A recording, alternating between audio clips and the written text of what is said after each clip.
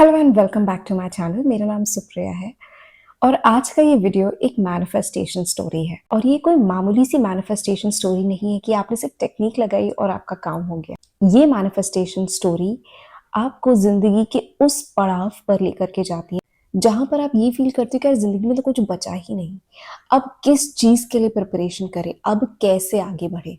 सो ये वीडियो आपके लिए आपकी जिंदगी में वो इंस्पिरेशन, वो होप लेकर के आएगा कि इट डजेंट मैटर आप किस एज में हो, whether you are 30, you are 35, you are 40, it doesn't matter. आप अपनी जिंदगी को कभी भी बदल सकते हैं। आपकी जिंदगी उस दिन बदल जाती है जिस दिन आप अपनी आइडेंटिटी बदल देते हैं और जिस दिन आप कंप्लीट सरेंडर को सीख जाते हैं। तो ध्यान से इस स्टोरी को सुनिएगा, हो सकता है आपको आपके सवालों का जवाब भी इसी स्टोरी के जरिए मिल जाए। ये कहानी है क्रांति की। मैंने इस कहानी की जो मेन प्रोटैगनिस्ट है उसका नाम चेंज कर दिया है, सो आई केप्ट इट एज क्रांति। ये कहानी क्रांति के पॉइंट ऑफ व्यू से है। आप इसे सुनिए और हो सकता है आपको आपके सवालों का जवाब इसमें जरूर मिलेगा। 37 साल की एज में लोग यूजुअली सेटल हो चुके होते हैं, पर मेरी लाइफ 37 पे जाकर शुरू हुई और सच बताऊं 31 में मैंने उसे खत्म करना चाहा था। सो आप सोच सकते हैं क्रांति किस फेज ऑफ लाइफ से गुजरी थी। वो एक वक्त पे अपनी जिंदगी ही खत्म कर देना चाहती थी और 37 की उम्र में जहां लोग सोचते हैं अब सब कुछ खत्म हो चुका है, उसने अपनी जिंदगी फिर से शुरू की थी। मैं हमेशा से एक ड्रीमर थी। स्कूल में जब सब लोग इंजीनियर, डॉक्टर बनना चाहते थे, मुझे कलर्स पसंद थे, आर्ट पसंद था, स्टेज पसंद था। क्रिएटिव फील्ड का नाम सुनते ही जैसे दिल फास्ट हो जाता था, दिल की धड़कनें बढ़ जाती थी। पर 10th के बाद मैंने कॉमर्स ले लिया। क्यों? क्योंकि मम्मी पापा चाहते थे और मम्मी पापा जो कहते हैं वो सही होता है। पेरेंट्स हमेशा अपने बच्चों के लिए बेस्ट चाहते हैं, उसने ये हमेशा सुना था और ये लाइन उसके दिमाग में बैठी हुई थी। तो उसने अपने दिल की बात को इग्नोर किया और वो किया जो नॉर्मली हर बच्चा करता है, उसने अपने पेरेंट्स की बात सुनी। अकाउंट्स, इकोनॉमिक्स, बिजनेस स्टडीज जैसे टॉपिक्स क्लास में बैठी होती थी पर दिमाग कहीं और होता था। 12th किसी तरह फर्स्ट डिवीजन से पास तो कर लिया, सब खुश भी हो गए, पर मुझे कुछ महसूस ही नहीं हुआ।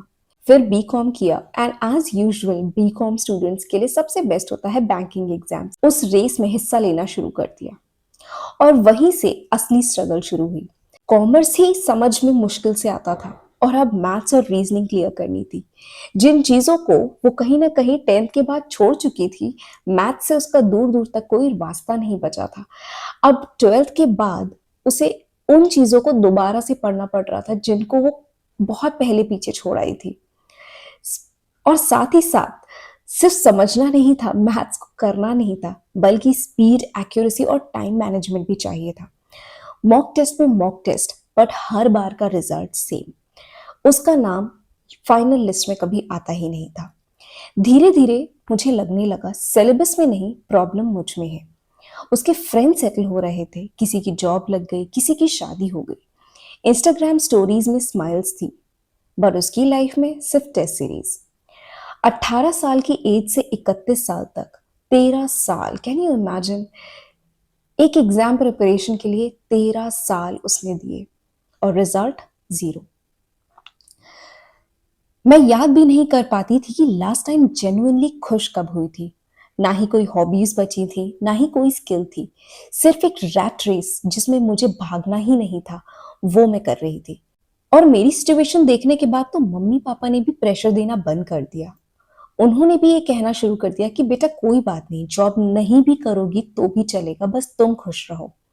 पर मुझे उन्हें प्राउड फील कराना था और जब मुझे लगा ही था कि लाइफ अब इससे ज्यादा तो नहीं बिगड़ सकती, यही लास्ट है जो हो सकता है, तब मैरिज प्रपोजल्स आना शुरू हो गए।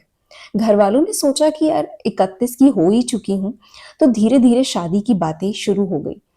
लोग घर आते थे, मुझे देखते थे, चले जाते थे। स्ट्रेस ने मेरी स्किन का ग्लो ले लिया था। डार्क सर्कल्स हो चुके थे, अनइवन स्किन टोन हो चुकी थी, सर पे सफेद बाल हो चुके थे और आईज में कोई स्पार्कल नहीं बचा था। मेकअप भी थक गया था मुझे सुंदर दिखाते दिखाते और हर बार रिजल्ट वहां भी सेम, रिजेक्टेड। हर बार एक और टुकड़ा टूट जाता था मेरी सेल्फ रिस्पेक्ट का।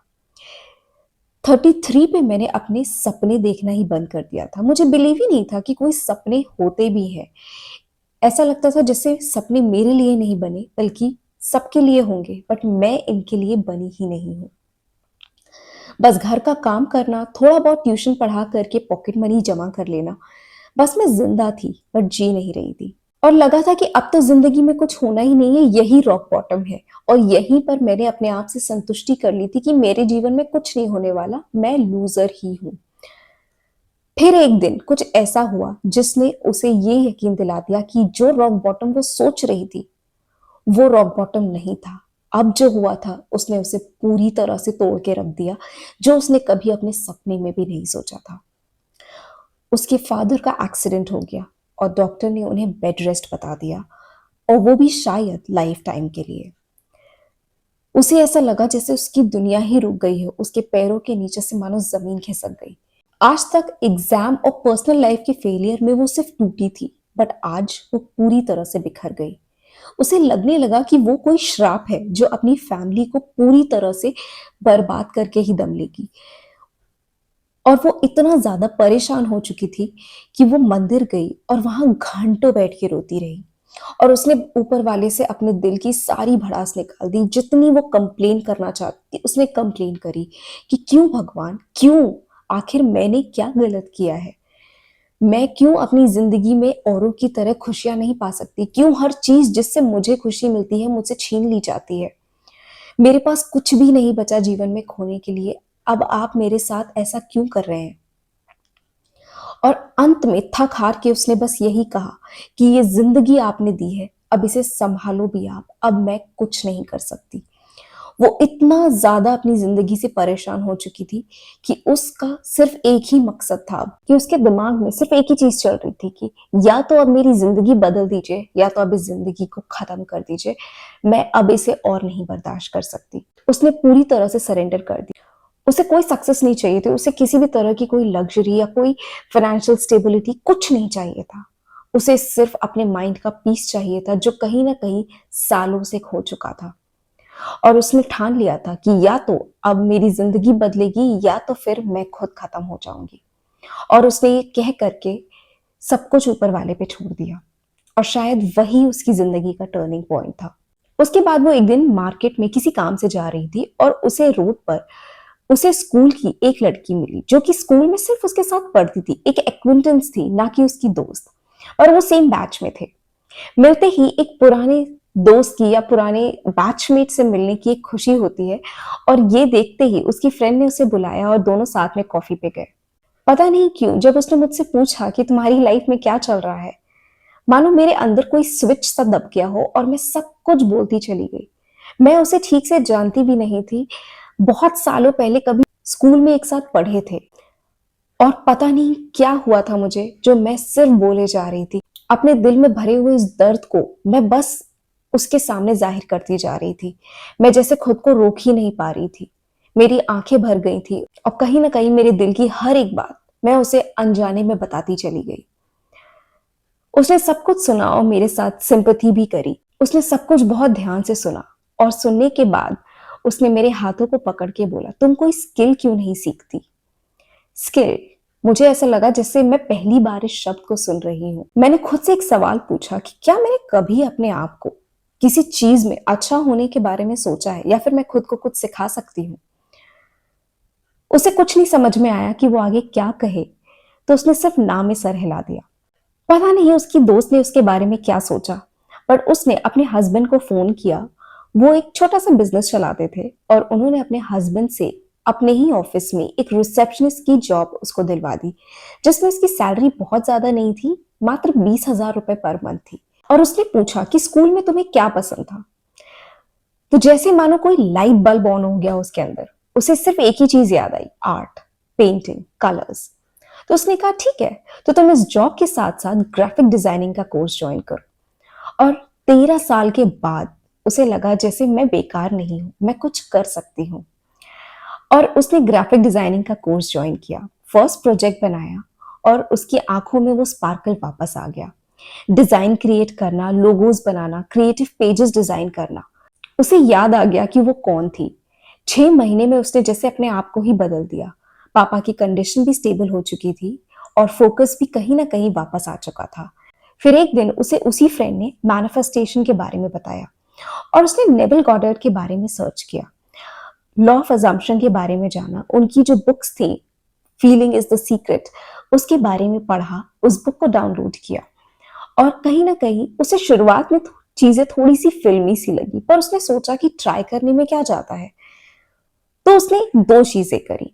सबसे पहले उसने अपना एक विजन बोर्ड बनाया, एक स्पेसिफिक कंपनी के नाम का, जिसमें उसने 12 एलपीए की सैलरी की एक इमेज लगाई, साथ में एक लविंग पार्टनर। और दूसरी चीज उसने करी, हर रात सोने से पहले वो विजुअलाइज करती थी जैसे कि वो ऑलरेडी वो काम कर रही है, उसके पापा प्राउड फील करते हैं, उसकी लाइफ में सब कुछ सॉर्टेड है। डिफरेंस ये था कि इस बार वो सिर्फ इमेजिन नहीं कर रही थी, वो एक्शंस भी ले रही थी। उसने अपनी स्किल्स को इम्प्रूव किया। जॉब होने की वजह से रिसेप्शनिस्ट की जॉब पे उसकी कम्युनिकेशन भी इम्प्रूव हुई, धीरे धीरे कॉन्फिडेंस भी इम्प्रूव हो गया। बाय द टाइम वो 35 पे पहुंची, उसने अपनी एक नई पहचान बना ली थी। अंदर से ग्लो आ रहा था। लोगों ने उसे पहचानने से भी इनकार कर दिया था कि तुम वही सेम क्रांति तो अब हो ही नहीं। फिर एक दिन एक ईमेल नोटिफिकेशन आया उसी कंपनी से जिसका उसने अपने विजन बोर्ड पे फोटो चिपकाया था। इंटरव्यू के लिए वो शॉर्टलिस्टेड हो चुकी थी। उस दिन वो ओवर एक्साइटेड नहीं हुई। उसने कामली उस इंटरव्यू के लिए प्रिपेयर किया, इंटरव्यू दिया और फाइनली उसे जॉब मिल गई, और वो भी 12 एलपीए की। और उस कंपनी में वो एक बेस पैकेज था, पर उसके लिए वो लॉटरी थी।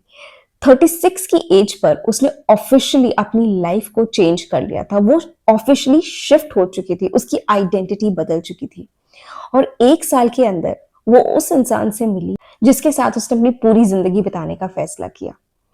उसने जैसे इमेजिन किया था उससे वैसा ही इंसान मिला, काम, केयरिंग, इमोशनली मैच्योर। वो उसके साथ रिलेशनशिप में भी आई और बहुत जल्द शादी भी कर ली। बाय 37 वो ना केवल फाइनेंशियली स्टेबल थी बल्कि हैप्पीली मैरिड भी। उसके पेरेंट्स भी उस पर प्राउड थे और सबसे इंपॉर्टेंट चीज, वो खुद पे प्राउड करना सीख चुकी थी। सो अगर आज तुम भी अपने आप को देखते हो कि तुम 30 के हो चुके हो, 32 के हो, 34 के हो, 37 हो, 40 हो, इट डजेंट मैटर आप किस एज ग्रुप में हो।